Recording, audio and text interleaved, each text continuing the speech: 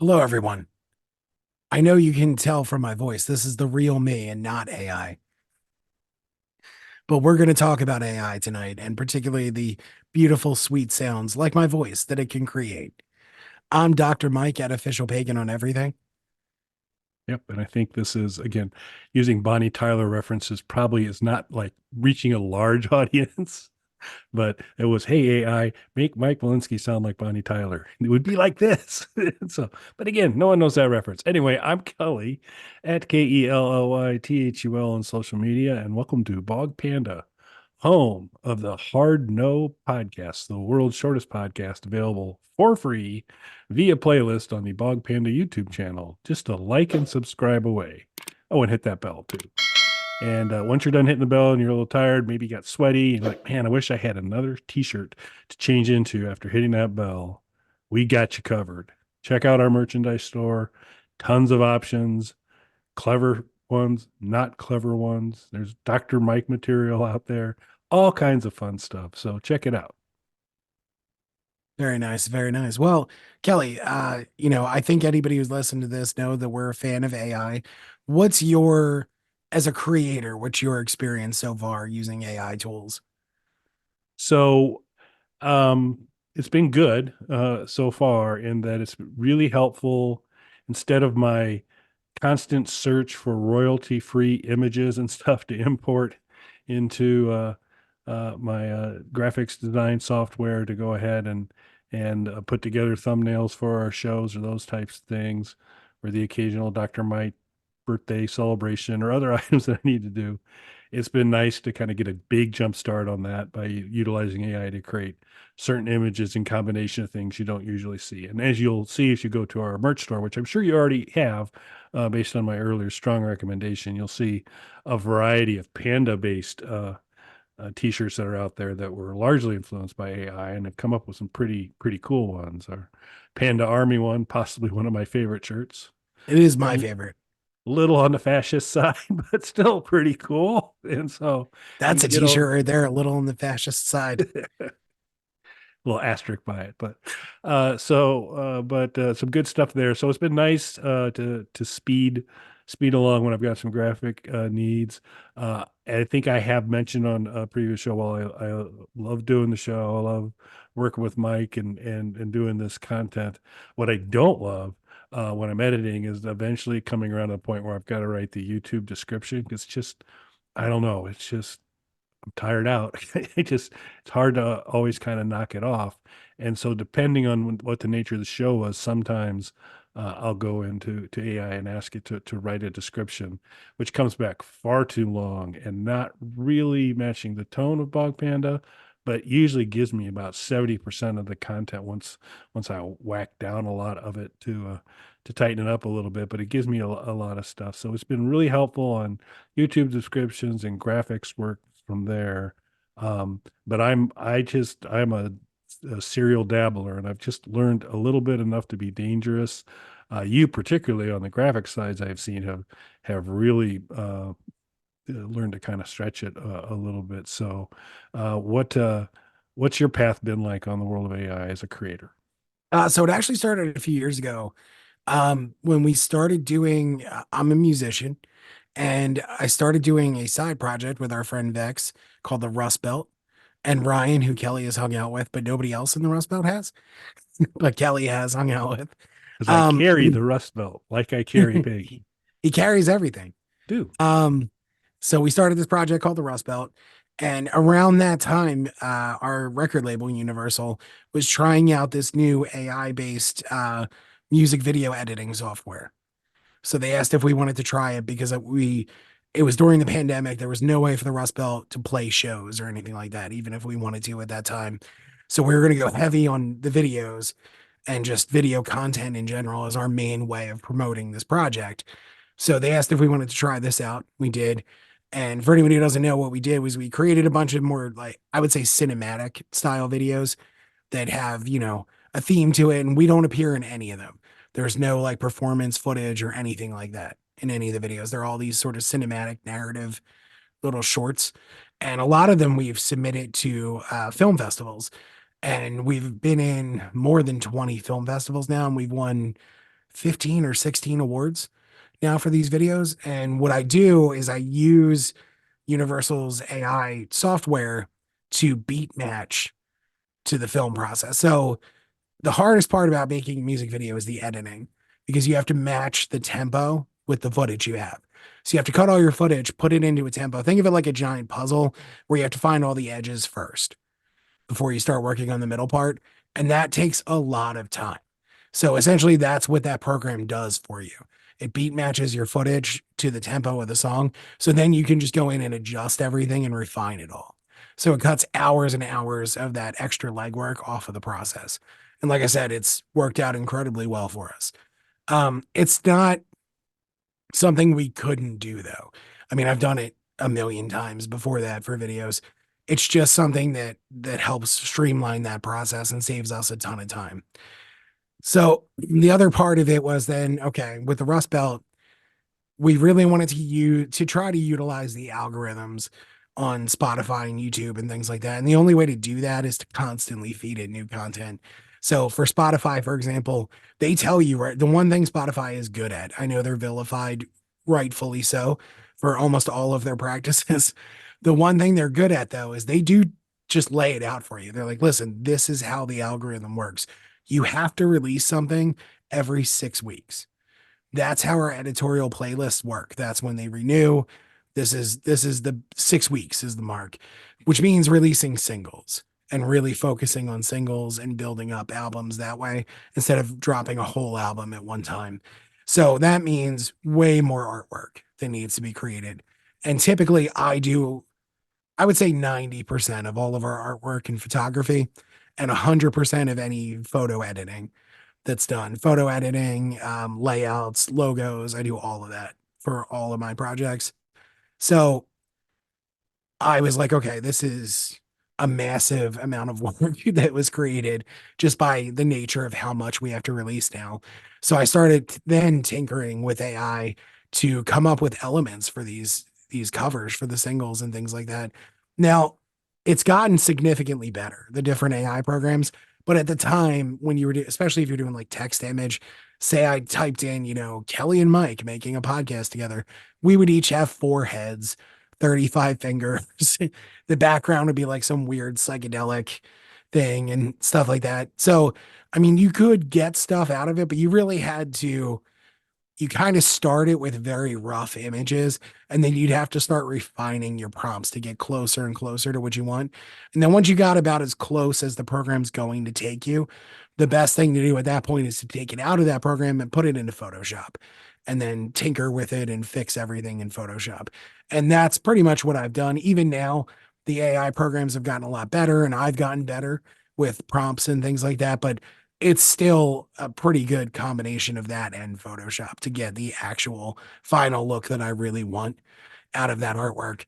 So since AI has now become a regular part of this regimen, I was messing around and I was like, well, there's so much controversy over AI music.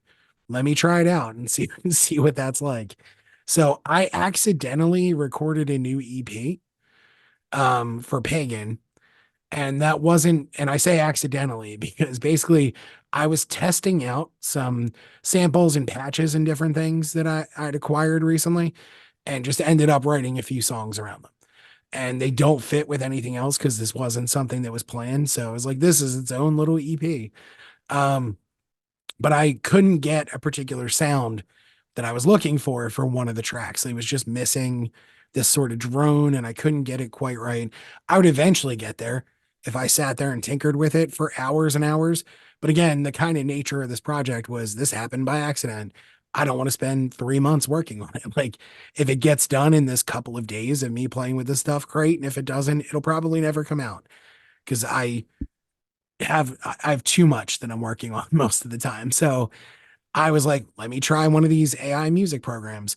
And similar situation, it took me a few different prompts to get something, and then I still had to kind of tinker with it once I got it, but it worked. I got there a lot faster. I was able to finish that one track, and that EP is done now and ready to come out. In fact, as we're recording it, I just mastered that EP this morning here in the studio. So that's completely done. And of course, I used AI to help with the artwork and everything. So it's the first, fully collaborative AI EP for me because I'll use AI for the videos as well. So you're actually going to hear some AI audio, have some AI artwork and AI video beat matching in it. But as long as I was already messing with this program and paid the licensing fee for it, I was like, let's see what else I can do. So the way I'll be using it is just like with the artwork stuff. I'm going to use prompts to get sounds that I need faster and then bring them into one of my audio programs and then tinker with it to get it exactly the way I want. But there are people who can create full songs with this. So I was like, well, let me see how that works. So a few prompts in, and I was like, started with write me a Christmas song and started with a few more prompts. This was on Christmas Eve. In about 20 minutes, I had a Christmas song. And then while that was outputting that, and I was uploading everything into the DAW that I use, I went and grabbed some stock footage, Christmas themed stock footage, and put together like a 40-second music video and put it out. It from start to finish, this was like a 30-minute project and put it up on all my social media. People loved it. They didn't know what it was, but it got thousands of views across all my social media without having to put any sort of promotion into it or anything like that. So it was definitely something that was interesting. So I sent it to you to kind of see what you thought of it. I also made a longer version of the song, which you guys are going to hear here. Um, it's a really interesting thing because just like when you're using the art programs, the best way to approach it is to not let it do all the work because it gets weird. You're going to wind up with the audio equivalent of 6 heads and 20 fingers and things like that. But you can, just like with the art stuff, you can go in, pick out the stuff that worked and start to refine it. In fact, I think the tools are a little bit better on there because it'll even generate lyrics for you, for example, but you can go in and tweak those lyrics and it'll just quickly redo those and things like that. So it's really interesting. Just to see if it was a fluke, to see if I can make another comparable piece of music, because that's the other thing. Let's just say you wanted to make a fully AI generated band. How do you make something sound consistent from piece to piece? And that's the hardest thing, I think, with the visual AI stuff is coming up with something that's consistent. So that's why I've come up with over time, I've come up with certain prompts where I know the visual style that I'm going to get now. Like there's a certain order of prompts that I use when I'm doing the artwork that I know exactly what that's going to look like. So I'm trying to find that now on the audio side of using AI. So I made another song. The first one, of course, is called Christmas Balls. The second one is called Balls Drop, inspired, of course, by New Year's. You guys will hear this here as well. Um, so I'm not sure how many more holidays I can fit balls with a Z into, but I was able to make something that was comparable. And again, I put 30, 40 minutes of work into it. So it is interesting. And as it evolves, the way that the art and text-based programs have, I'm sure you're going to wind up with something where most people won't be able to tell the difference between what was AI generated and what a person made. And I don't mean in the way that I'm using it now, like to come up with sounds that I'll incorporate into a larger piece of music, but something that's fully AI generated. I don't necessarily think that's a bad thing as long as people understand what it is that they're getting. Like the Kiss avatars. Nobody thinks that's really Kiss. So that's fine. Yeah. Yeah, I guess avatars. So, just to help give you a jump start, because I know you want to continue the holiday ball tradition. Here comes Peter Cotton Balls, will be your Easter song. It's good. And then we stole the lands from the Indians because we've got balls can be like your Thanksgiving song. So, from the Native Maybe we should Americans, do a I like whole balls also. year. Yeah. So there you go. You can get all covered. I don't know about Arbor Day yet. I have to work on that for a little bit.